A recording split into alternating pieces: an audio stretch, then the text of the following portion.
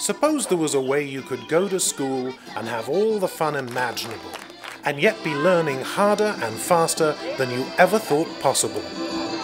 Well, there is a way, and it's alive and well right here in Oklahoma. You want to learn about the land run? Don't just read about it, do it!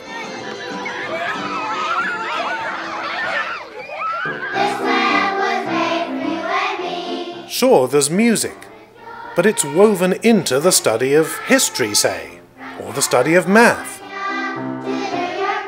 There's art, but it's woven into the study of nature. Elephants. Elephants?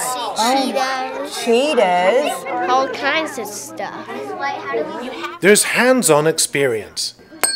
You don't get told things, you discover them. It all amounts to creativity, introduced at every level, in every grade.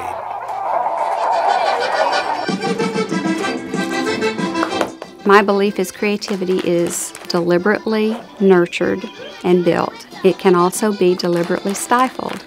We in schools need to be about the business of deliberately building creativity into our school sites.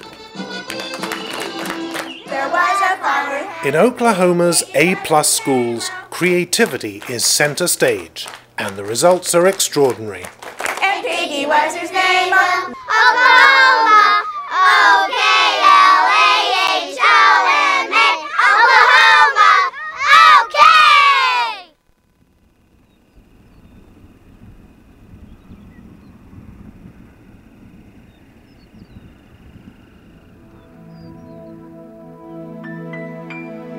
The word America has long been synonymous with innovation, creativity, and pushing beyond the limits toward new frontiers.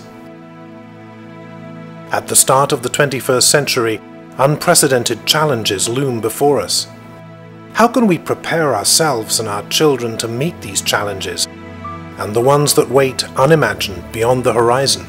I'm just trying to be a father, raise a daughter and a son. One possible answer may be found in Lawton, Oklahoma. Everything to everyone. Lawton is home to thousands of military families stationed at nearby Fort Sill. Yeah, I'm dressed up for success, from my head down to my boots. Fort Sill is the Army's largest field artillery training center. Check 1-5. At 200 out. It prepares soldiers for deployments to Iraq and elsewhere around the globe. Is it cold? No, it's actually pretty good. Lieutenant Colonel Jeffrey Bulig has served in the Army for 18 years and commands a rocket artillery battalion. Each morning after physical training, he helps his wife Everly get their sons Graydon and Brock ready for school. Graydon is 9 years old and is in the 3rd grade, and Brock is 6 and in the 1st grade. Mom. This year, the boys are attending Flower Mound, a public school across town, where many families from Fort Sill are now choosing to send their children. We chose to send Graydon and Brock to Flower Mound because it opened up some different doors to them socially and academically. Hi, guys. And we had several good friends of ours whose children went to Flower Mound, and their feedback to us just spoke volumes about how academically challenging the school was, which is something I think we both agreed that the boys needed.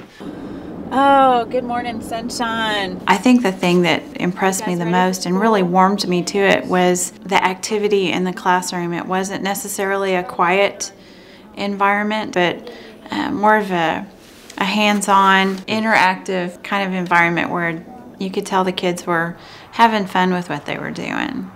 Good morning, be careful.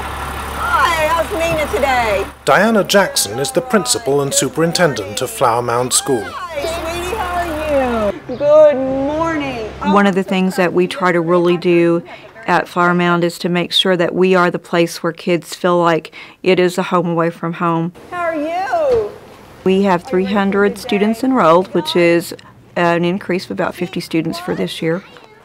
And we never have enough room for everybody who wants in. We have a waiting list in every grade.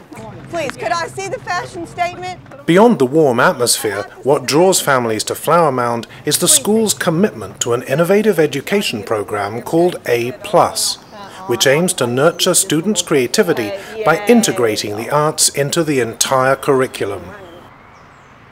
Not average.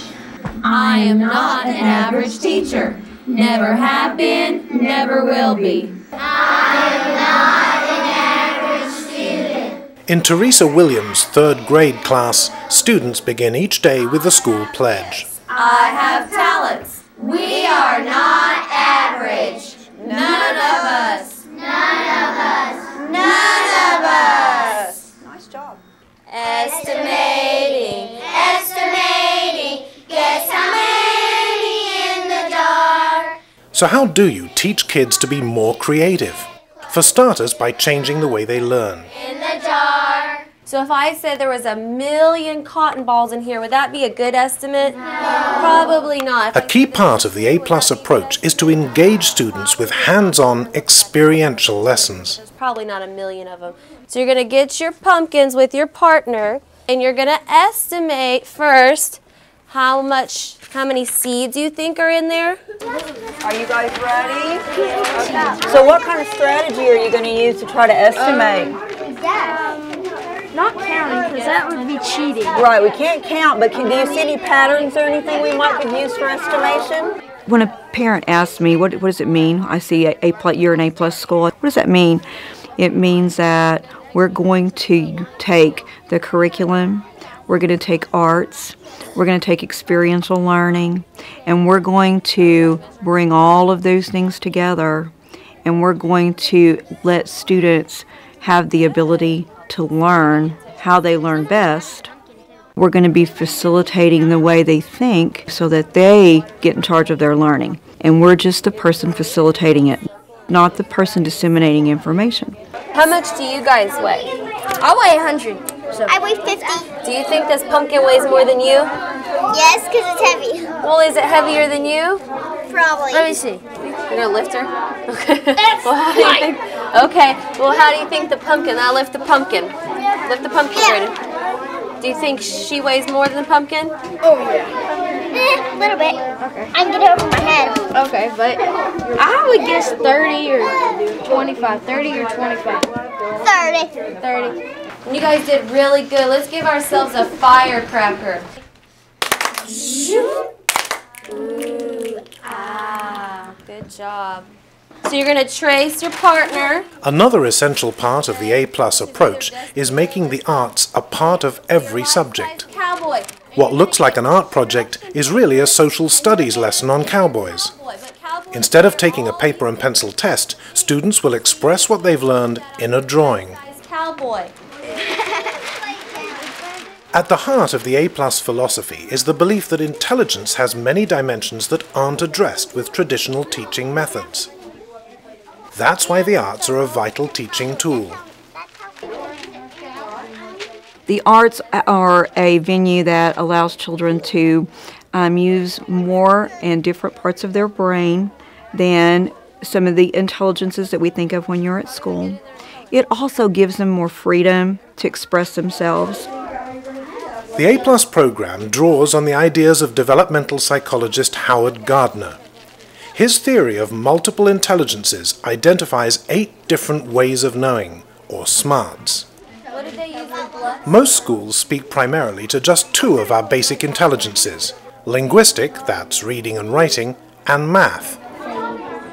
He'll be coming to the desert when he comes. Yeehaw. But the A+ system reminds us of all the other ways we understand things.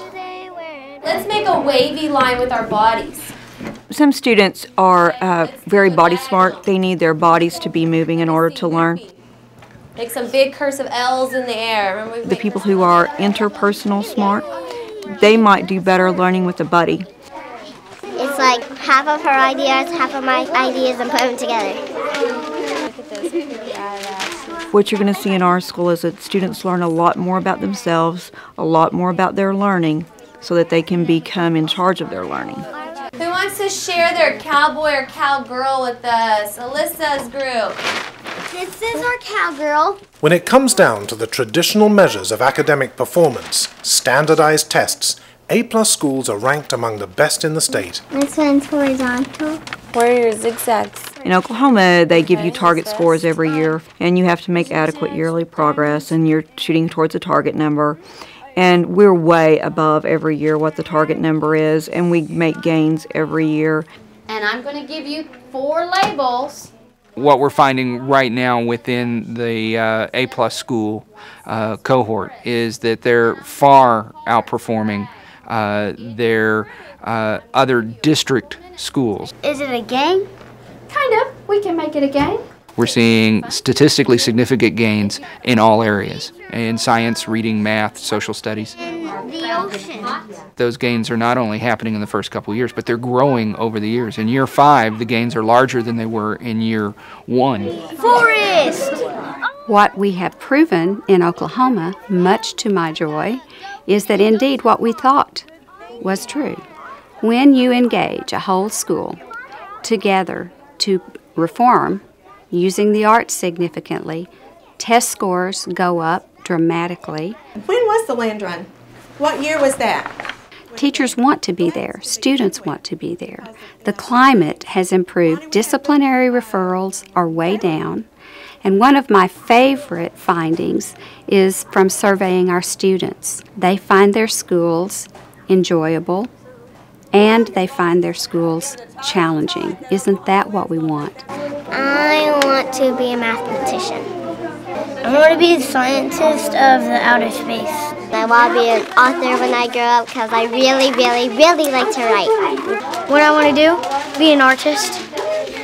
To be a paleontologist to cover fossils and bones.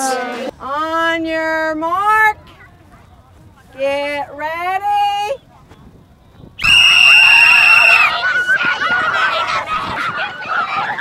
Creativity really is the key to the future. We have to be able to imagine a better world in order to craft it, and creativity takes us there.